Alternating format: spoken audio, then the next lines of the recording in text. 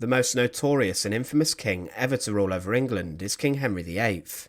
He's remembered today for his 6 wives and failed relationships, which resulted in 2 of them going to the executioner's block inside the walls of the Tower of London. During his reign, 70,000 people would be executed in England, a huge number which equated to around 3% of the total population.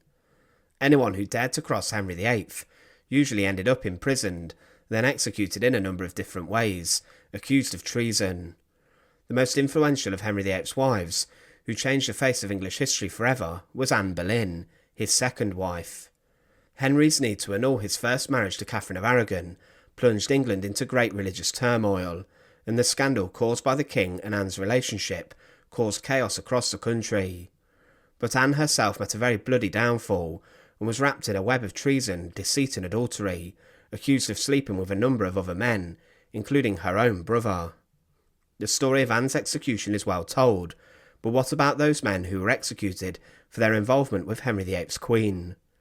Join us today as we look at the Boleyn scandal executions, and remember to support our channel. Please make sure to subscribe. Henry VIII and Anne Boleyn were married in very controversial fashion. The Pope would not grant the king the divorce from Catherine of Aragon that Henry greatly wished for, and Anne would refuse to take the king's bed before the king's great matter was resolved.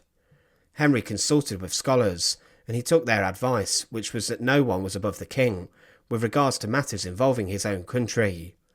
With this, Henry disregarded the Pope and decided that he would split from Rome and declare himself the supreme head of the Church of England, and then he issued legislation around this. This caused chaos with Europe, and Henry feared a great Catholic invasion of his country from Spain and the Holy Roman Empire. But Henry's quest for a second wife was wrapped in the belief that he thought that Anne Boleyn could provide him with a male heir, and she captivated him with seduction and her personality. Anne was made queen, and then she gave birth to a daughter, Elizabeth, but Anne's downfall was caused by the fact she could not provide the male heir that Henry greatly wanted. Anne continued to miscarry and frustrate the king, and she knew by 1535 that she was in great danger if she could not provide Henry with the son he wished for. Anne Boleyn in her final pregnancy was greatly stressed, as Henry VIII had a terrible accident on the tilt yard, following a joust that led to him being knocked out for hours. Some believe this incident changed the king's life forever, and he even could have had a severe brain injury because of this. Anne's final pregnancy ended in tragedy, as she miscarried a child that many believed was a son. Henry's attention and desires shifted to Jane Seymour, who would go on to give birth to Henry's successor, Edward VI. It was Thomas Cromwell who became the man tasked with finding the king a way out of his marriage with Anne Boleyn, and Cromwell engineered a web of lies against her that resulted in Anne being accused of adultery, incest and treason. These were all false charges, and the evidence for these was manufactured by Cromwell, and Anne Boleyn was arrested. She was imprisoned at the Tower of London, and then placed on trial, but there were 5 men who were accused of having intimate relations with Henry VIII's queen. One of the most shocking allegations made against Anne Boleyn was incest, and one of the 5 men accused of sleeping with her was George Boleyn, her brother. George himself was a courtier and played a prominent role in Tudor politics in the early 1530s. He was introduced to Henry VIII's court at the age of 10, and he impressed the king and became a page boy to him. As he grew older, he became Henry VIII's esquire to the body, which meant George Boleyn was responsible for dressing the king, and he then became the master of the hounds in 1528 and planned the royal hunting parties. He was friends with a number of other prominent courtiers and was well linked at court.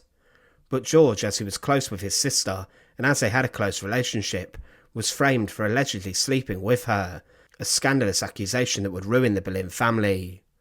George was charged with adultery with his sister and also treason against the king, being charged with plotting to kill Henry VIII, and he was arrested on the 2nd of May 1536. George stood trial a few hours after his sister Anne on the 15th of May, and the pair were tried away from the other men accused. Anne was found guilty, and because of this, George's sentence was also obviously going to be guilty. The charge against him did not fail, and despite there being no evidence of a relationship between he and his sister, the Queen, the judges at his trial believed this to have occurred, and George was sentenced to death. At court, most people believed George's innocence, but he was found guilty and was killed. It was initially said that he would be hanged, drawn and quartered, but because of his service to the king, this was changed to a more straightforward beheading. He went to the executioner's block on Tower Hill on the 17th of May 1536, along with 4 other men, who themselves were sentenced to death for their involvement with the Queen. On the scaffold, George made a long speech, showing his skills as a public speaker, and the crowd silently listened to his every word, where he talked about religion and a need for change. He did not admit any guilt, but asked God for forgiveness before he gave his neck over to the executioner. George was executed 2 days before Anne was. Henry Norris was another of those men who stood opposite George Boleyn on Tower Hill. He was the groom of the stool in Henry VIII's privy chamber, a close servant of the king, and one who would be in charge of tending to the king's bowel movements. He was a very good friend of Henry VIII, and was given a number of different jobs. Norris was one of Henry's closest friends, and was given a number of castles for his loyalty, but he was also close with Anne Boleyn, and because of this he was targeted by Cromwell, with the downfall of Anne. He was found guilty of treason and adultery, and was sentenced to be hanged, drawn and quartered, but like George's sentence, this was later commuted to beheading. Norris refused to talk about any guilt on the scaffold, as he did not want to risk further punishment for himself or his family, and he was very quiet when he faced the executioner's axe. Later, Queen Elizabeth I would talk of Norris's loyalty, and said that he died protecting her mother's innocence in the scandal. Mark Smeaton, inside of Henry VIII's court, was a budding musician, and he was just a young man of around 23 when he was executed. He was a skilled musician and singer, and was known to have been very dashing and handsome at court. He played the lute, viola and other instruments, and was also a talented dancer who would dance with women at court. He was of lowly birth, and was never in the close circles of the Boleyns, but was told off once by Anne for the way he spoke to her. Whilst in her chamber, Mark Smeaton played music for Anne, and she talked to him about her sadness, and with this small and seemingly insignificant conversation, it was used as ammunition by Cromwell to accuse Anne. Smeaton was accused like the others of adultery and was tortured with a knotted cord being pulled around his eyes. He was then sent to the Tower of London, and the fact he spent large amounts of money before his arrest attracted further suspicion. This was used by Cromwell as Anne Boleyn rewarding him for his services, and he claimed that this was paid for sexual favours. Smeaton, whilst held inside of the tower, was tortured using the rack, and he then confessed to being the Queen's lover. The evidence behind this was false, and Smeaton gave his guards the names of the 4 men who also slept with the Queen, and these were the other 4 men executed. He was led to his execution with great controversy, as the crowd were disgusted that the Queen could have slept with a man of such low status. He said on the scaffold, "Masters, I pray you all pray for me, for I have deserved the death." He was beheaded and was not drawn or quartered, the sentence of treason for a commoner. Interestingly, Bloody Mary I, the eldest child of Henry VIII, believed Elizabeth I, her half-sister, was a daughter of Mark Smeaton, and she helped to perpetuate rumours further about this. William Brereton was another groom of the Privy Chamber, and he was also married to the daughter of the first Earl of Worcester.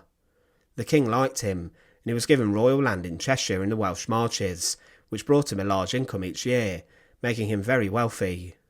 In May 1536, Brereton was accused of sleeping with Anne Boleyn, and Anne allegedly solicited him on the 16th of November 1533, and it was said 11 days later further relationships occurred. It was considered that Brereton's work in the Welsh Marches saw him linked to the conspiracy to eliminate his power, and he was found guilty and was beheaded. Before his execution he said, "The cause whereof I die, judge not, but if you judge, judge best," stating that he was truly innocent. The final man sentenced to death for the Boleyn scandal was Sir Francis Weston. He too was executed for adultery and high treason, and was a gentleman of the Privy Chamber. He was a rather sporty man and even beat Henry VIII at tennis and bowls, and he was good friends with Henry.